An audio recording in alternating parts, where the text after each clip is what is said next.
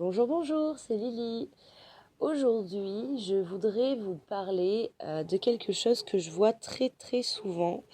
Alors, c'est plus généralement les féminines hein, qui font ça, mais ça peut aussi parler à des masculins. Euh, Quand le lien est souffrant, on a des personnes qui vont vouloir lâcher le lien. Très souvent, on va vous dire, bah non, c'est pas possible de lâcher un lien flamme jumelle. Tu peux essayer et ça ne fonctionnera pas. Et donc, je suis totalement d'accord avec cela. Je l'ai moi-même vécu. Hein, j'ai été complètement rappelée au lien. Mais je vais vous nuancer la chose et donc je vais vous expliquer pourquoi. Quand le lien est souffrant, quand on a une personne qui est en attente, donc là on n'est pas du tout sur des personnes qui sont dans leur complétude, on va avoir beaucoup des oh là là, j'en ai marre, mon autre ne répond pas à mes attentes. Je travaille, j'ai épuré mes blessures, j'ai eu des compréhensions, j'avance pour moi, euh, mais mon autre ne bouge pas ou j'ai l'impression, parce que pour moi c'est une impression que le lien ne bouge pas. Je veux abandonner, j'en ai marre. Là, pour moi, on a deux cas de figure. On a la personne qui se sent en fait blessée et qui, pour moi, c'est une blessure d'injustice qui ressort. C'est-à-dire, oh là là, je travaille bien, j'ai fait tout ce que j'avais à faire et ça bouge pas. C'est totalement injuste. Ah bah tu vas voir, je vais quitter le lien, ça va te faire tout bizarre. Là, c'est l'ego qui parle et on n'est pas au top niveau et il y a beaucoup de travail à faire. Deuxième cas de figure, donc je reviendrai sur le premier cas tout à l'heure hein, quand même. Deuxième cas de figure, on va avoir donc pareil, on est toujours dans un lien qui est souffrant. On peut être avec une absence totale de l'autre ou pas. Hein. L'autre peut pointer son nez par moment, ou on peut être proche, ou il ou elle est coincé avec une tierce, etc. Et en fait, on ressent ce besoin d'espace. Et je parle bien d'espace. C'est-à-dire qu'on se rend compte au plus profond de soi on a des choses à faire en dehors du lien. Et donc là, on veut lâcher le lien. C'est-à-dire qu'en fait, on veut faire d'autres choses. On sait qu'on a d'autres expériences à vivre. Et pour moi, le deuxième cas de figure, je pense que il faut l'écouter. C'est-à-dire, alors je vous dis pas lâcher le lien, qu'on soit bien d'accord. De toute façon, quand on est sur un lien flamme jumelle, vraiment, je le répète, on aura beau le lâcher, on sera toujours rappelé et forcément, on va avoir de la souffrance hein, euh, parce que c'est très compliqué. Mais à côté de ça, je pense vraiment que si on ressent le besoin d'aller vers d'autres expériences, alors je ne parle pas forcément de relations sentimentales ou autres, hein, ça peut être juste de prendre de l'espace, de se libérer un peu, de penser à autre chose. Je pense que là, c'est vraiment un appel de notre essence qui nous dit cocotte ou coco, tu as des choses à vivre. Donc, je vous conseille d'écouter ça. Je reviens au premier cas de figure. Si pour vous, c'est une espèce de retour de bâton pour votre autre que de vouloir lâcher le lien, on- c'est c'est pas bon. Vous allez dans une impasse parce qu'en fait, vous êtes dans le fait de vouloir poser des actions pour que ces actions aient un retour et donc vous êtes totalement dans le contrôle. Donc, je vous dirais pareil que pour le deuxième cas de figure, si c'est quelque chose que vous ressentez absolument au fond de vous, faites-le. tout est juste dans le parcours, c'est que vous avez des choses à accomplir et des expériences à expérimenter, du coup, mais ne le faites pas dans l'attente de quelque chose.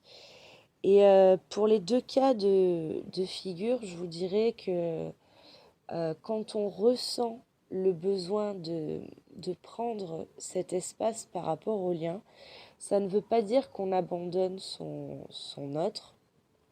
Ça veut juste dire en fait qu'on a besoin de se concentrer sur soi.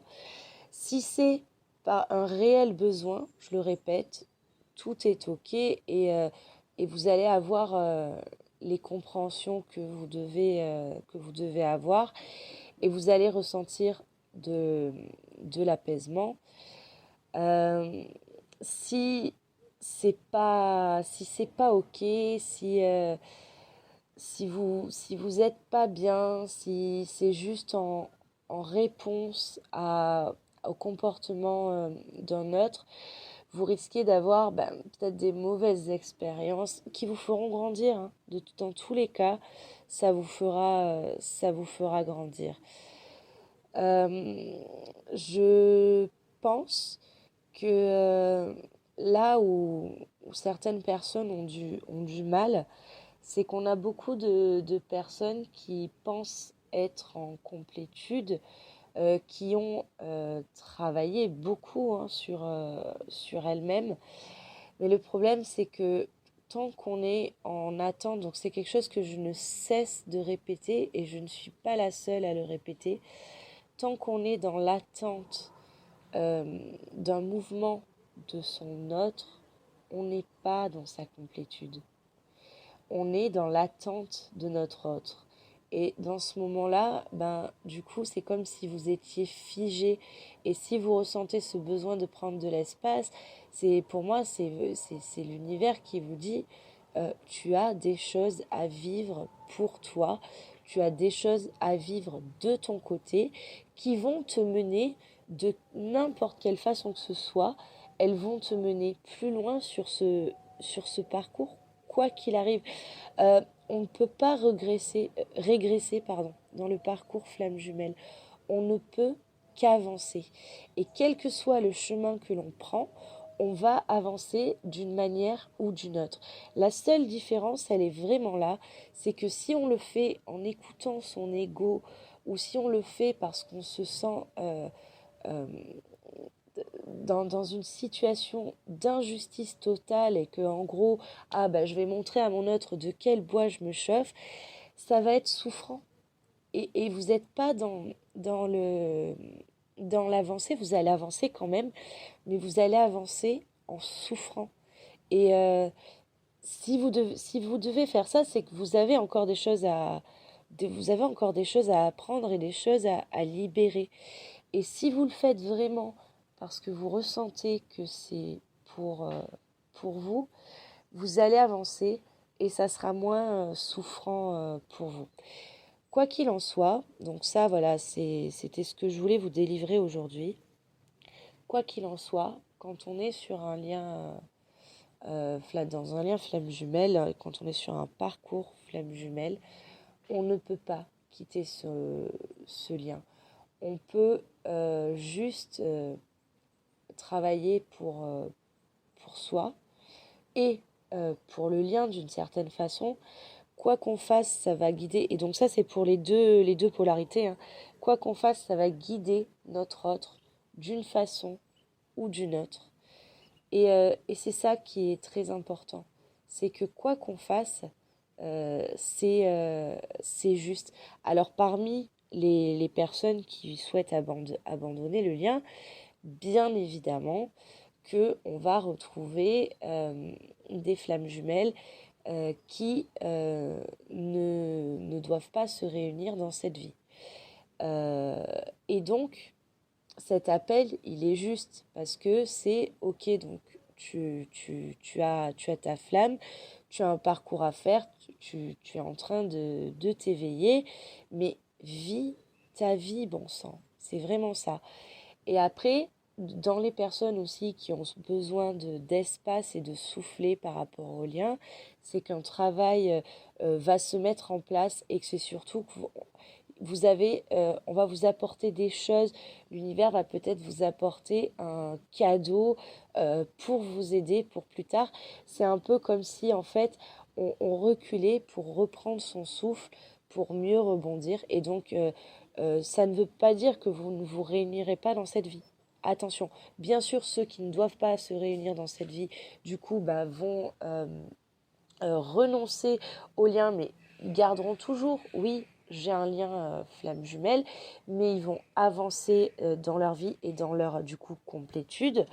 Et pour les autres qui doivent se réunir, ce n'est pas parce que vous prenez de l'espace que vous allez casser ce que vous avez fait. Pas du tout. C'est vraiment le destin. Rien n'arrive par hasard. Et en fait, il faut garder la confiance toujours. Si vous le savez, hein, vous devez vous réunir. Gardez cette confiance, mais surtout ne restez pas figé. Voilà, c'était le petit message du jour. Ben, dites-moi ce que vous en pensez et où est-ce que vous en êtes. Je vous dis à bientôt.